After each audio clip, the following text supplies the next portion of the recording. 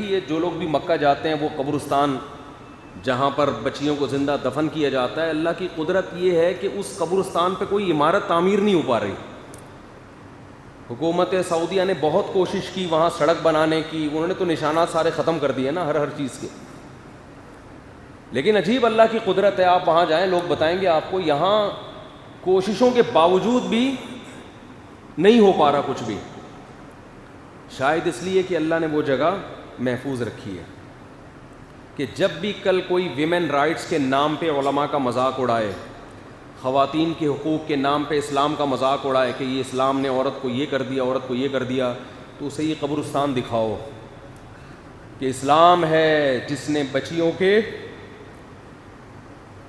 حقوق بیان کیے. اس لیے مسلمان بچی کی پیدائش پہ اس کی پیشانی پہ کبھی لکیریں بولو نہیں آتی. اقرار الحسن صاحب نے جو یہ کہا تھا نا کہ شکر ہے میری کوئی بیٹی نہیں ہے، میں اقرار الحسن کے خلاف نہیں ہوں، انہوں نے جلد بازی میں ایک بیان دے دیا. انسان ہے غلطی ہو جاتی ہے، اس ٹک ٹاکر کی پوری تفتیش نہیں کی، جلد بازی میں ایک بیان دے دیا. ہو جاتی ہے انسان سے غلطی، بعض دفعہ جلد بازی میں ایسے الفاظ کہہ دیتا ہے جو نہیں کہنے تھے. سمجھدار آدمی بھی کر لیتا ہے، کوئی مذاق اڑانا یا کسی کو رسوا کرنا مقصد نہیں ہے. لیکن یہ محترم سے جلد بازی میں بہت غلط جملہ زبان سے نکلا. یہ کہنا کہ میں شکر ادا کرتا ہوں میری کوئی بیٹی نہیں ہے، یہ بہت غلط بات ہے.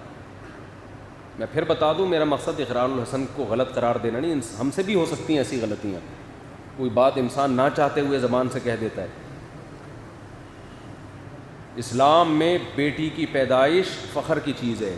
رسول اللہ صلی اللہ علیہ وسلم نے ارشاد فرمایا کہ جس کی 3 بیٹیاں تھیں، کیا عجیب الفاظ ہیں، اس نے ان کی تربیت کی اور بر وقت ان کا نکاح کر دیا. کن لہو حرزا من النار، کیا عجیب الفاظ ہیں.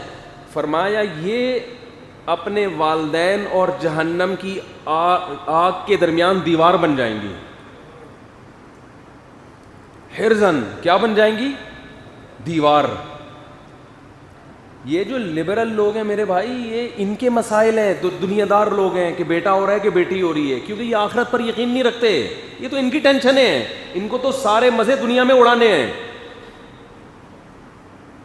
یہ ان کی ٹینشنیں ہیں. جس کا آخرت پر ایمان ہے اس کے لیے بیٹا ہو جائے بیٹی ہو جائے. ان کے ہاں یہ بھی ٹینشن ہے کہ 2 کے بعد تیسرا کیوں ہو رہا ہے. یہ ہمارے ہاں ٹینشن نہیں ہے، بلکہ ہمارے ہاں کیا ہے؟ انعام ہے. یَهَبُ لِمَن يَشَاءُ إِنَاثًا، اللہ کہتا ہے جس کو چاہتا ہوں بیٹیاں گفٹ کرتا ہوں.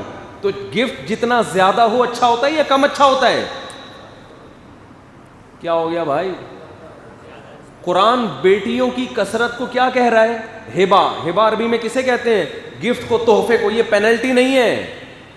وَيَهَبُ لِمَن يَشَاءُ الذُّكُورَ، جس کو چاہتا ہوں بیٹے گفٹ کرتا ہوں. او یزوجہم، یا جس کو چاہتا ہے دونوں قسم کی چیزیں گفٹ کر دیتا ہے، بیٹے بھی اور بیٹیاں بھی. تو سب سے اچھی بات تو یہ کہ بیٹے بھی ہول سیل کے حساب سے ہوں اور بیٹیاں بھی ہول سیل کے حساب سے ہوں. اس کے بعد چلو صرف بیٹے ہوں، اس کے بعد صرف بیٹیاں ہوں، یہ بھی گفٹ ہے. 2 بچے کیا ہوتے ہیں بھائی؟ اور یہ جب ڈھونگ فضول قسم کی بات، تربیت نہیں ہو سکے گی. بچے ایک دوسرے کو پالتے ہیں. آپ ان گھروں میں دیکھو، ایک صاحب نے مجھے کہا میری بیگم کہہ رہی ہے ایک بچے نے میرا ناک میں دم کر دیا، تم کہہ رہے ہو دوسرا بھی ہونا چاہیے.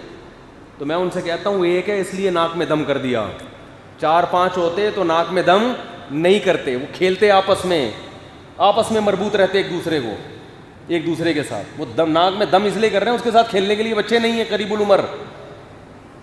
خیر یہ بھی بات کہیں اور جا رہی ہے.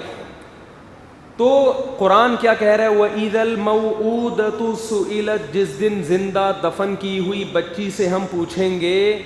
اس بچی کو تو پتہ بھی نہیں ہے قاتل کون ہے، کیوں مارا. وہ تو دم، ہاں میں بتا رہا تھا کہ وہ کرتے کیا تھے کہ جس عورت کے ولادت کا وقت ہونے کو آتا، وہ قبرستان جہاں بچوں کا الگ قبرستان تھا مکہ میں، وہ وہاں جاتی اور بعض تو اپنے علاقوں میں کرتے تھے، جو مکہ کا قبرستان الگ ہے، جو دور دراز گاؤں میں رہتے وہ گڑھا کھدواتے. اور ماں یہ کہتی تھی دائی سے کہ اگر بیٹی پیدا ہو تو اسے میری شکل، یعنی مجھے اس کی شکل نہ دکھانا، کیونکہ ماں میں ایک فطری محبت پیدا ہو جاتی ہے دیکھنے کے بعد. دکھائے بغیر کیا کر دینا؟ دفن.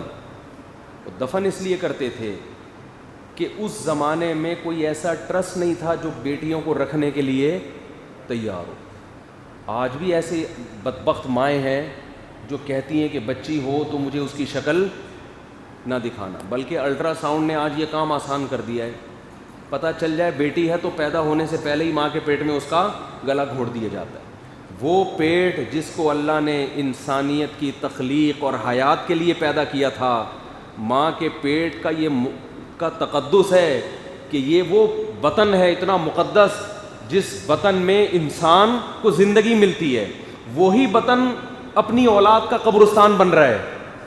آپ جاؤ ملکوں میں جا کے دیکھو، الٹرا ساؤنڈ کر کے پتہ لگاتے ہیں کہ بیٹی ہے یا بیٹا. اگر بیٹی ہو، کروڑوں بیٹیوں کو اس طرح سے ماں کے پیٹ میں مارا جا چکا ہے. یہ مذہب نہ ہونے کا نتیجہ ہے. اور اب یہ ہمارے ملک میں بھی یہ برائی آ گئی ہے.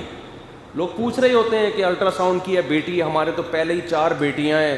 مفتی صاحب آپ کو پتہ ہے بیٹیوں کے کتنے مسائل ہوتے ہیں، اب پتہ چل گیا بیٹی کیا کریں، کچھ کھا لیں. میں نے کہا ان کو بھی مار دو جو پیدا کر چکے ہو، پہلے ان کو بھی قتل کر دو. اور سب سے پہلے تو ماں کو چاہیے اپنے آپ کو چھرا مارے. وہ بھی تو بیٹی تھی نا، وہ کیوں پیدا ہوئی ہے بھائی؟ اگر لڑکی کا پیدا ہونا غلط ہے تو اس کی ماں بھی غلط پیدا ہوئی ہے. پہلے اس کو چاہیے اپنے آپ کو چھرا مار کے ہلاک کرے، وہ پھر اپنی بیٹیوں کو مارے. جب آپ کی ڈکشنری سے اللہ نکل گیا نا تو آپ سے بڑا درندہ کوئی نہیں ہے. یاد رکھو، آپ سے بڑا درندہ کوئی نہیں. اور ان کمبختوں کو بیٹے ملتے ہیں وہ بھی نافرمان. ان کے بیٹے کون سا خوش کرتے ہیں ان کو؟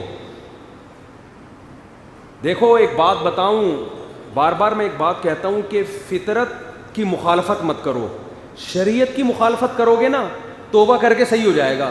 نیچر کے خلاف چلو گے توبہ کر کے گناہ تو معاف ہو جائے گا، لیکن نیچر نے جو انتقام لینا ہوگا وہ لے کے رہے گی.